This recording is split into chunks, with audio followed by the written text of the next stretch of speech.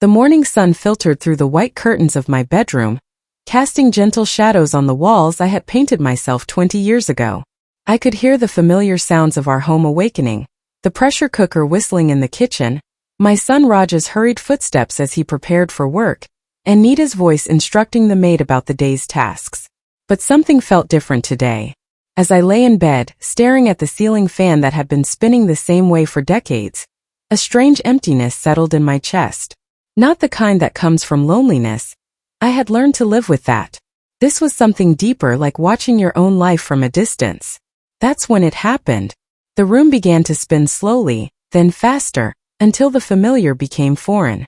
My hands trembled as I reached for the glass of water on my nightstand, but my fingers couldn't quite grasp it. The world tilted and darkness wrapped around me like an old shawl. When I opened my eyes, worried faces hovered above me. Raj's hand was warm on my forehead, his eyes filled with the kind of panic I hadn't seen since he was a child afraid of thunderstorms.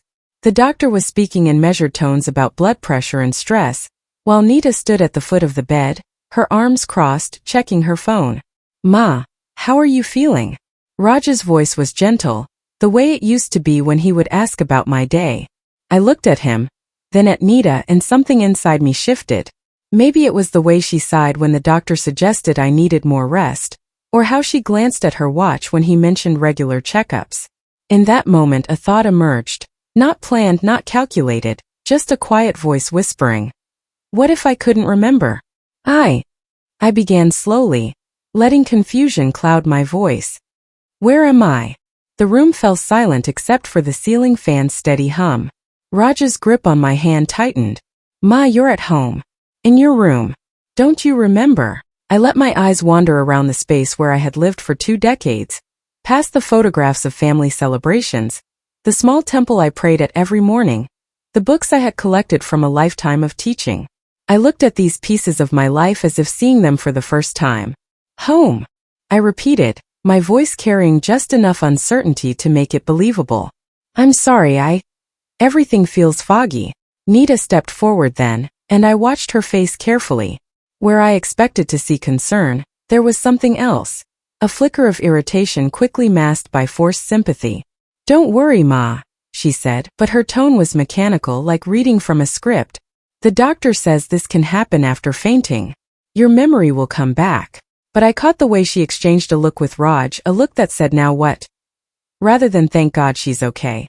As the doctor explained my condition to Raj in hushed tones outside my room, I lay still, listening to Nita's phone conversation with her sister.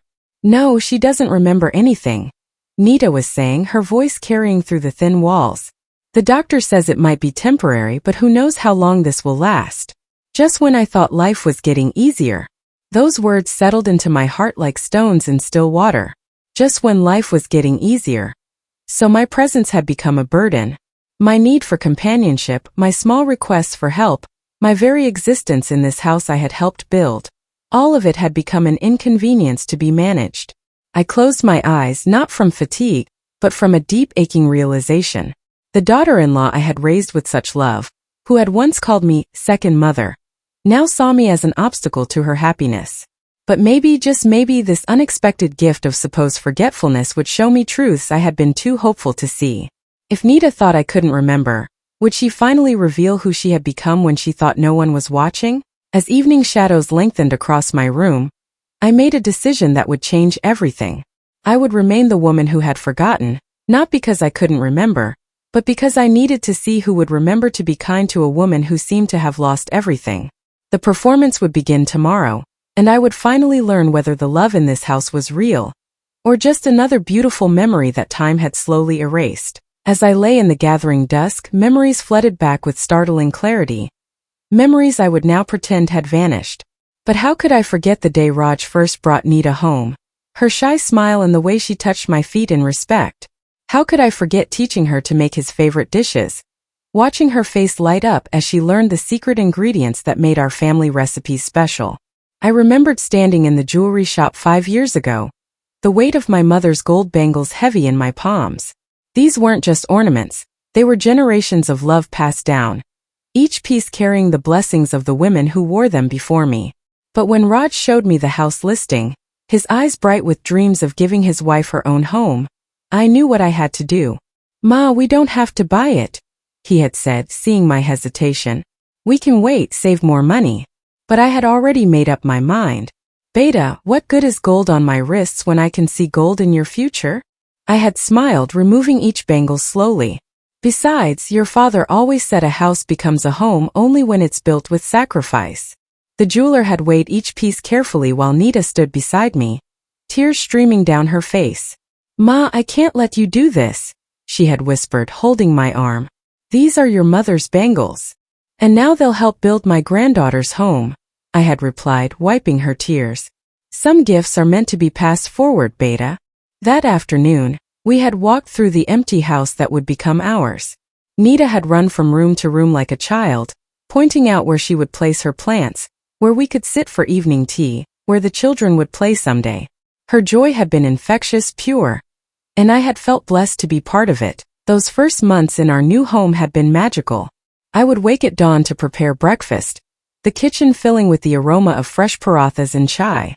Nita would join me, learning not just recipes but family stories, how her father-in-law liked his tea stronger on rainy days, why I always saved the corner piece of the sweet dish for Raj, the significance of each festival we celebrated. "Ma, you're not just teaching me cooking," she had said one morning, carefully watching me temper the spices for dal. "You're teaching me how to love this family." The afternoons were spent preparing for Raj's return from work. Nita would set the table while I finished the last dish, and we would wait together, sharing stories of our day.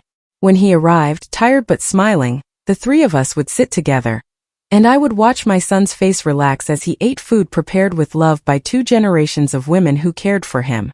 Evenings were for gentle conversations on our small terrace.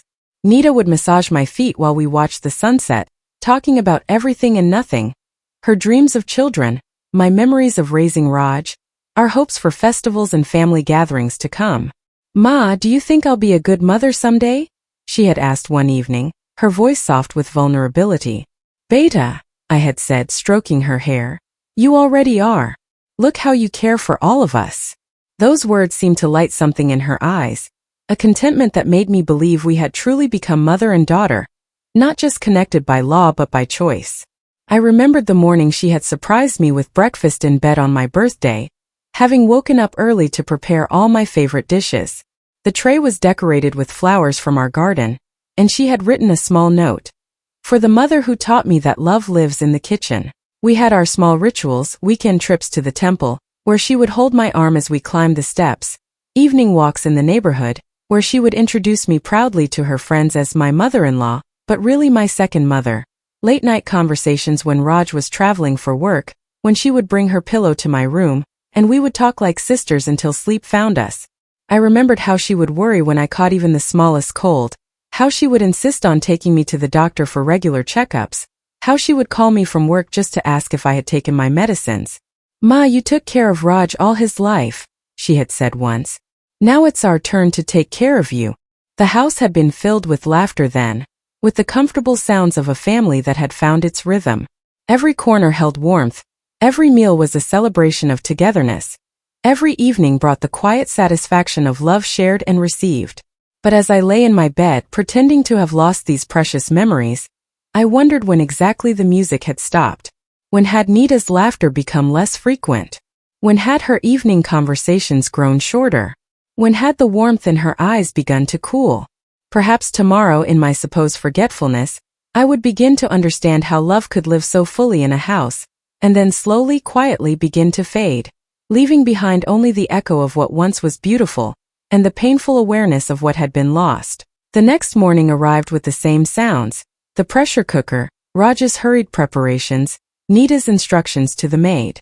But now I listen with different ears, watching with eyes that were supposed to have forgotten how to see clearly. Nita entered my room carrying a tray, but something was different about her approach.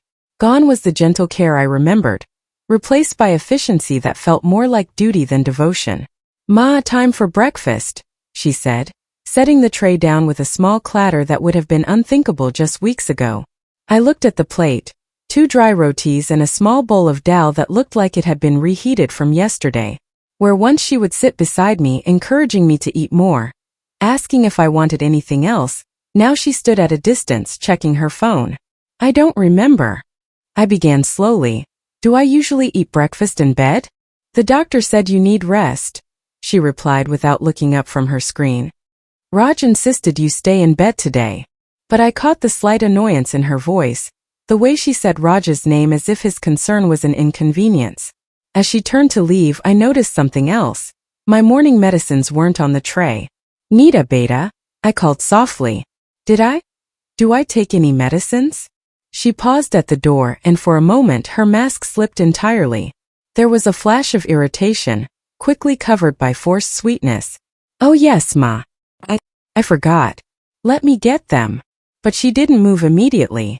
Instead, she stood there for several seconds, as if calculating whether it was worth the effort.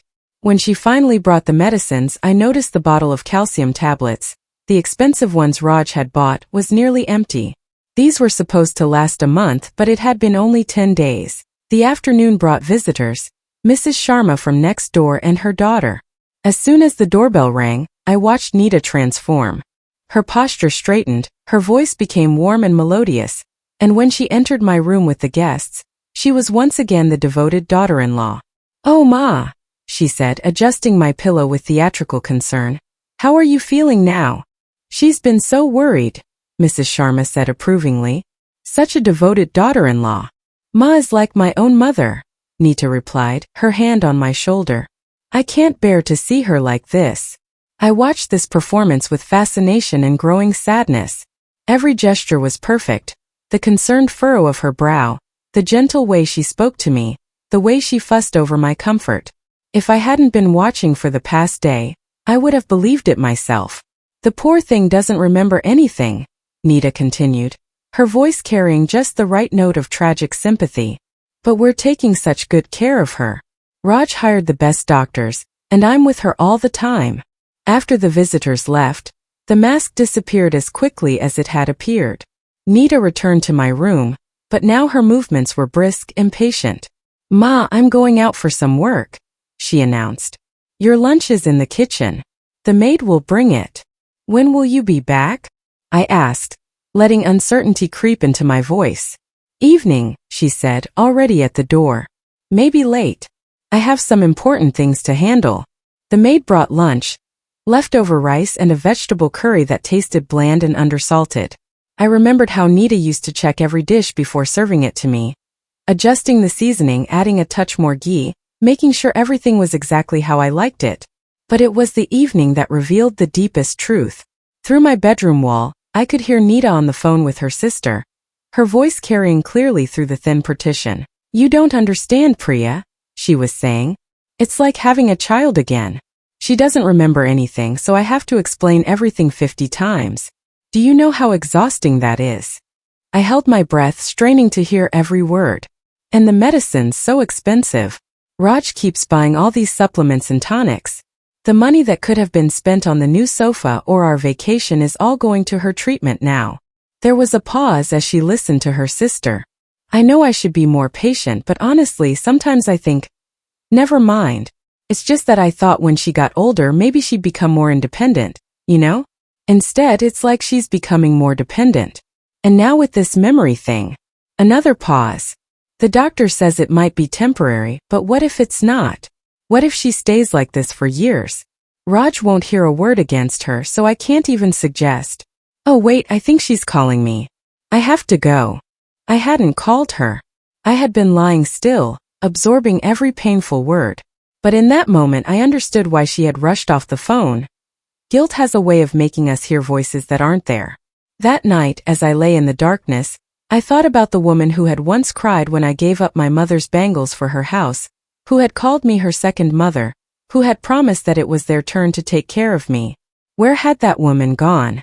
When had my needs become burdens, my presence become an obstacle to her happiness? I thought about Raj working long hours, trusting that his wife was caring for his mother with the same love she had once shown. How could I tell him what I had discovered without destroying the peace he thought existed in our home?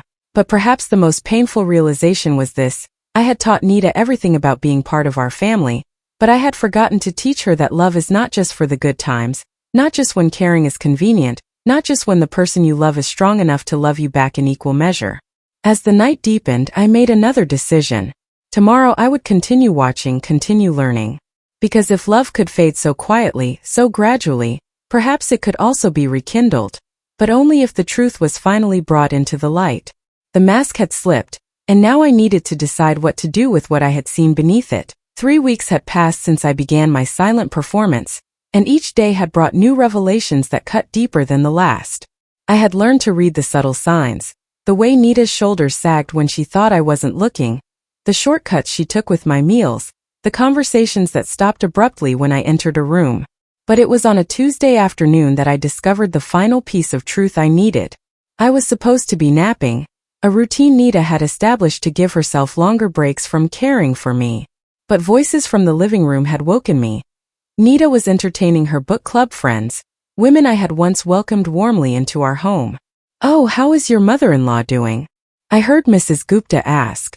What followed was a performance so flawless, so perfectly crafted, that it took my breath away. "It's been so challenging," Nita sighed dramatically. She doesn't remember anything. Not even how to use the bathroom properly sometimes. Yesterday she forgot my name completely. Can you imagine? My heart clenched. I had never forgotten her name, never needed help with basic tasks. Every single detail was a fabrication. "You're such a saint for taking care of her," another voice chimed in. "Well, what choice do I have?" Nita replied, her voice carrying the perfect note of martyred resignation. "Raj works so hard, and she's become completely dependent on me. The doctors say it might get worse. Sometimes I wonder if she's even trying to remember, or if she's just given up." The cruelest cut came next. "The truth is," Nita continued, lowering her voice conspiratorially, "I think she's becoming a bit manipulative. Like she remembers when it's convenient for her, you know? When she wants something special to eat, or when there's something on TV she likes, suddenly she's more alert. But when it's time for her exercises or medicines, suddenly she's completely confused." The women murmured sympathetically, and I heard the clink of teacups being refilled. "At least you have your own life to look forward to," Mrs. Gupta said. "When Raj gets his promotion, you two can finally think about your own family." "That's the thing," Nita's voice dropped even lower. "How can we plan for children when we're essentially taking care of a child already? And the expenses, the medical bills, the special food, the full-time attention. Sometimes I feel like our life is on hold indefinitely." I lay in my bed, each word hitting me like physical blows. But it was her final statement that shattered something irreparable inside me. "Between you and me," she whispered, "I sometimes wonder if it would be better for everyone if we looked into, some kind of facility. Somewhere professional people could take care of her properly." The room fell silent except for the gentle murmurs of agreement. That evening when Raj came home, I watched him through my partially open door as Nita greeted him with the same loving smile she had always worn. She had prepared his favorite dinner, asked about his day with genuine interest, and even massaged his shoulders as he relaxed in his chair. But then I heard her begin her careful manipulation.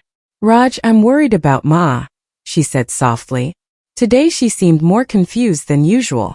She didn't recognize the neighbor when she came by, and she kept asking for her own mother. The one who passed away 20 years ago. None of this had happened. I had spent the afternoon listening to her lies, not living them.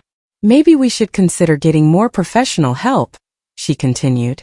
"There are some very good facilities that specialize in memory care.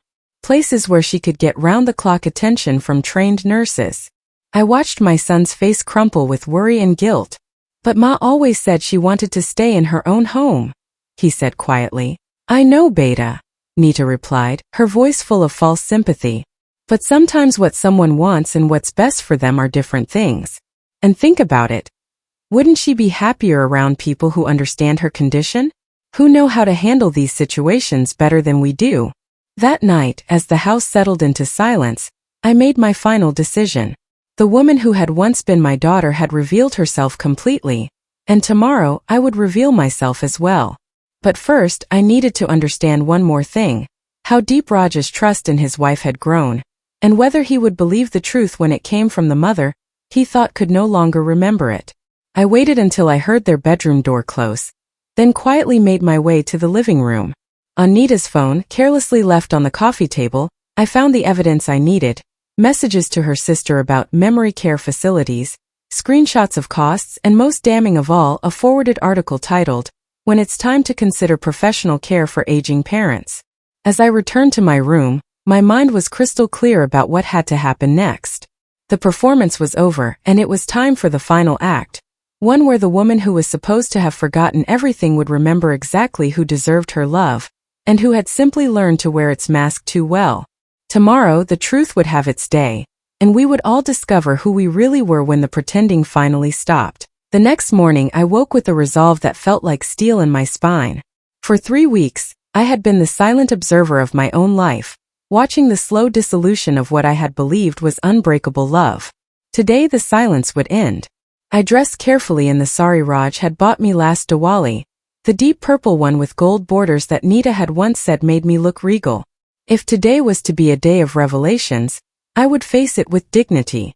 When Nita entered my room with the usual sparse breakfast, I was sitting in my chair by the window, fully dressed, my back straight. "Ma, why are you up?" she asked, surprise evident in her voice. "You should rest in bed." "Nita," I said quietly, my voice steady and clear. "Sit down. We need to talk." Something in my tone must have alerted her, because she froze mid-step. For the first time in weeks, she really looked at me, not at the confused, dependent woman she had been managing, but at me. "I remember everything," I continued, watching the color drain from her face. "I remember every conversation you've had about me, every lie you've told about my condition, every moment you thought I was too lost to notice your truth." The tray in her hands began to tremble. "Ma, I don't understand. The doctor said."